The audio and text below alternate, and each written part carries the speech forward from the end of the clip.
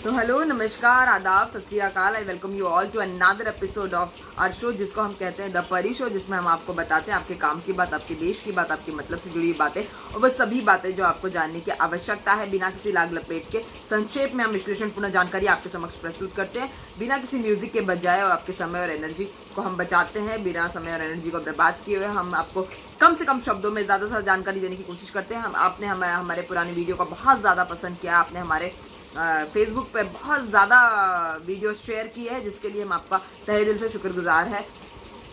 उसके बाद में आज की खबरों पर लौटते हैं कि मोदी सरकार ने जो है, मोदी सरकार की आईटी सेल ने पूरी तरह से बिहार इलेक्शंस को कवर करना शुरू कर दिया है, बिहार इलेक्शन पे फोकस करना शुरू कर दिया है।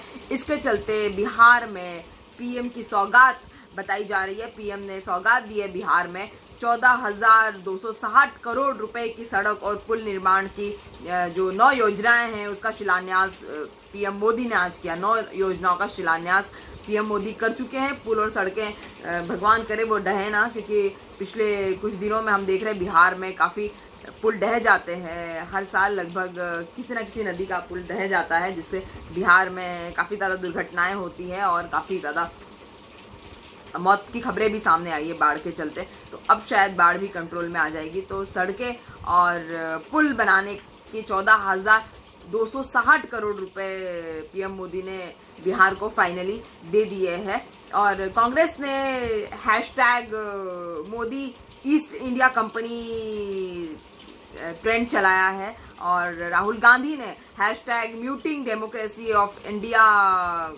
का ट्रेंड चलाया है, जिसको जो संसद में संडे को हंगामा हुआ और रात भर तक नेता वहाँ पर बने रहे और रात भर हंगामा चलता रहा, देर रात तक हंगामा चलता रहा।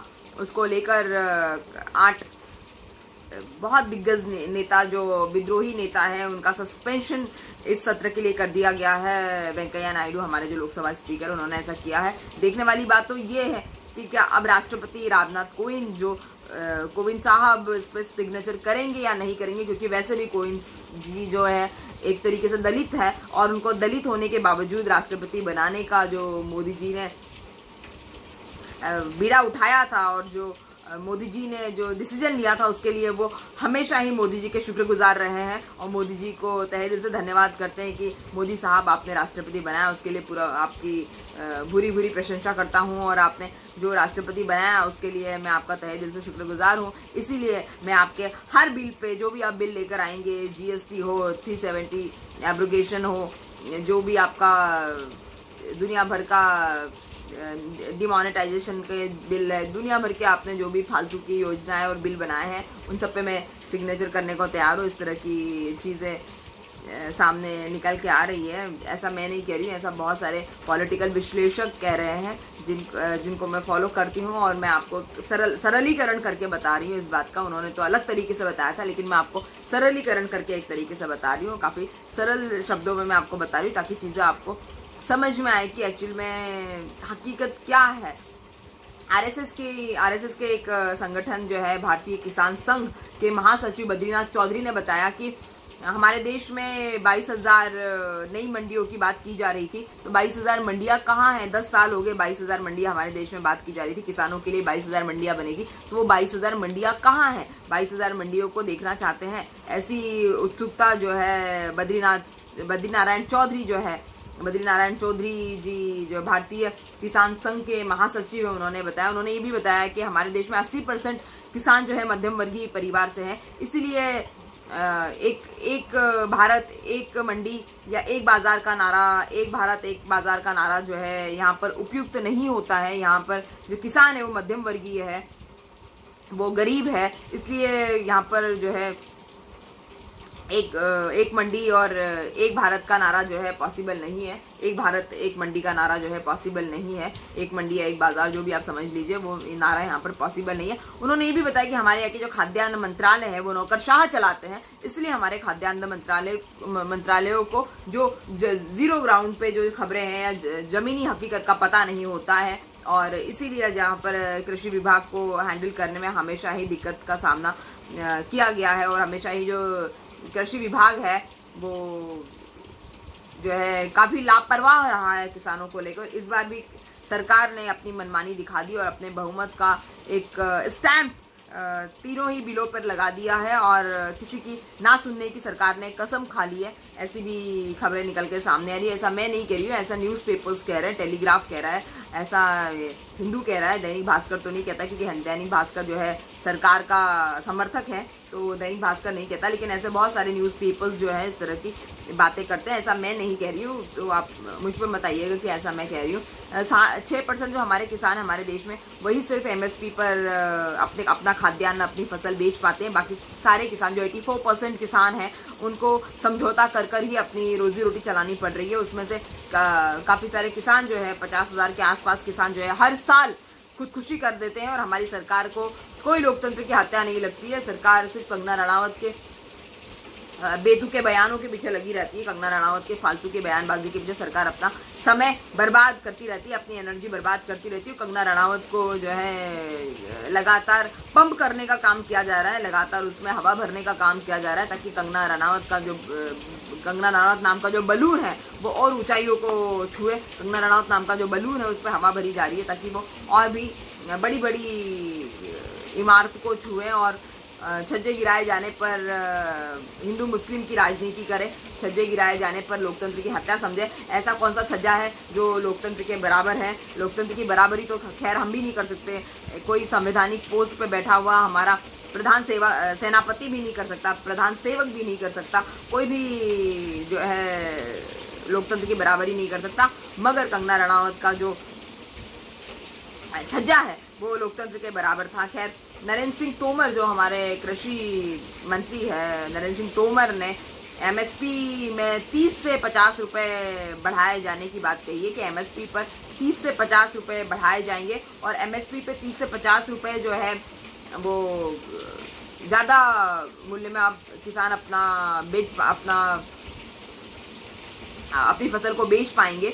लेकिन सरकार ने कोई स्ट्रिक्ट रूल रेगुलेशन नहीं लगाए, जैसे कि अगर कोई MSP से कम में खरीदता है किसान से खाद्यान्न या फसल तो उनको जेल जाना पड़ेगा। इस तरह के अगर कुछ रूल अगर सरकार लगा देती तो हमारे लिए बड़ा फायदेमंद होता। लेकिन अभी भी खैर देर नहीं हुई, अभी भी सरकार लगा सकती है। लेकिन कोरोना के कहर में जहाँ पर सरकार विपक्ष को बुलाने से भी डर रही थी, वहाँ पर सरकार जो है वो विपक्ष को भिड़ा रही है आपस में और दंगे करवा रही है एक तरह से पार्लियामेंट में। कोरोना के आंकड़े जो है 55 लाख के से ज़्यादा क्रॉस हो चुके हैं, 55 लाख के पार हो चुके हैं और मरने वालों की संख्या जो है 87,000 अभी तक मरने वाले लोग हैं हमारे देश में। 87,000 लोग मर चुके हैं, मतलब 90,000 के आसपास लोग अभी तक मर चुके हैं। पता नहीं फॉर्मल आंकड़े हैं, ऑफिशियल आंकड़े हैं या नहीं है, या अनऑफिशियल आंकड़े ही बताए हमें जा रहे हैं।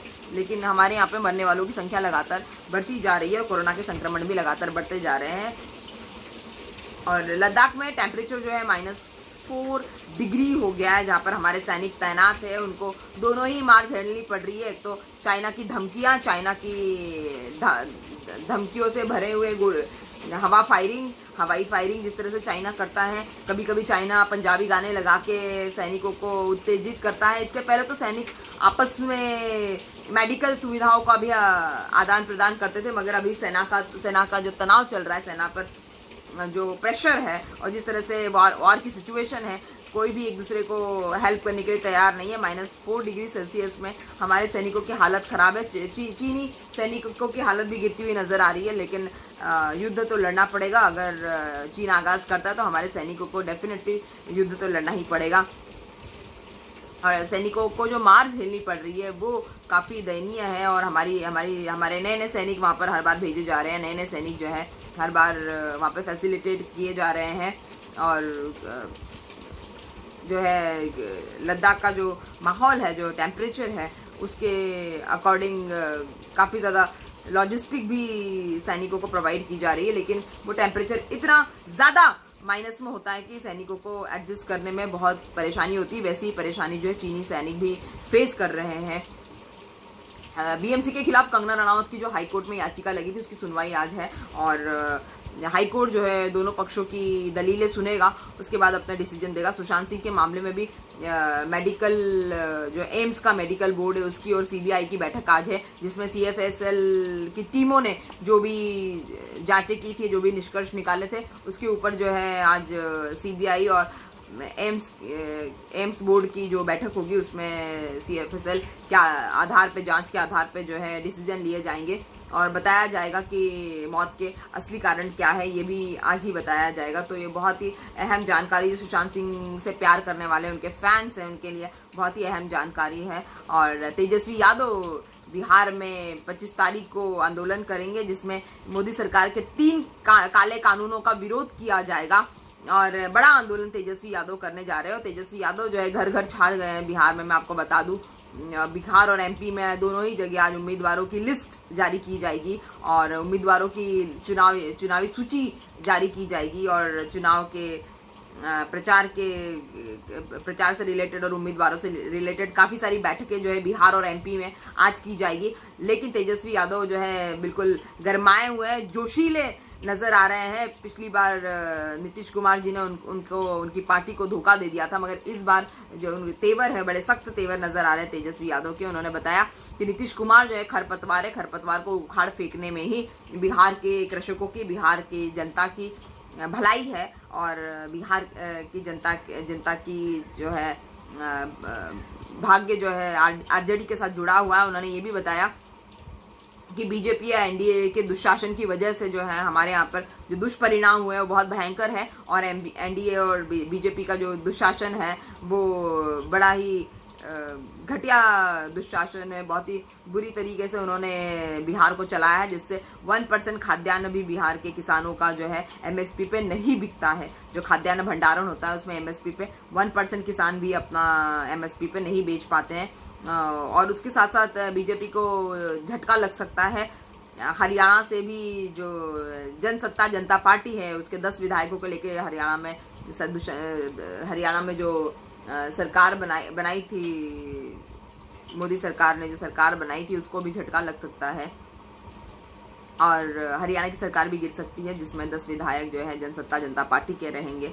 लेकिन ऐसा समझ में आ रहा है कि किसानों के लिए इस तरह के बिल बिना किसानों की सहमति के पारित करके मोदी सरकार ने जो अपने लिए काफ़ी सारी मुसीबतें एट द सेम टाइम एक ही समय में बहुत सारी मुसीबतें इकट्ठे ही कॉल आउट कर ली है। उन्होंने मोदी सरकार ने इकट्ठे बहुत सारी मुसीबतें बुला ली है, लेकिन मोटी चमड़ी जो होती है उन पर ज़्यादा फर्क नहीं पड़ता है। जो अभी हमको चीज़ें सामने निकल के सामने आ रही, योगी जी ने अनाउंसमेंट कर दिए कि नोएडा में वो फिल्म सिटी बनाएंगे और मुंबई का जो दादागिरी है वो नहीं चलने देंगे और अपनी जो है फिल्म सिटी वो नोएडा में बना रहे हैं। और योगी जी ने अनाउंसमेंट कर दिया है कि हम जो है वो देश की सबसे बड़ी फिल्म सिटी बनाने जा रहे हैं और उन्होंने ये भी बताया कि फिल्म सिटी जो है वो बहुत ही उच्च स्तर की फिल्म सिटी होगी।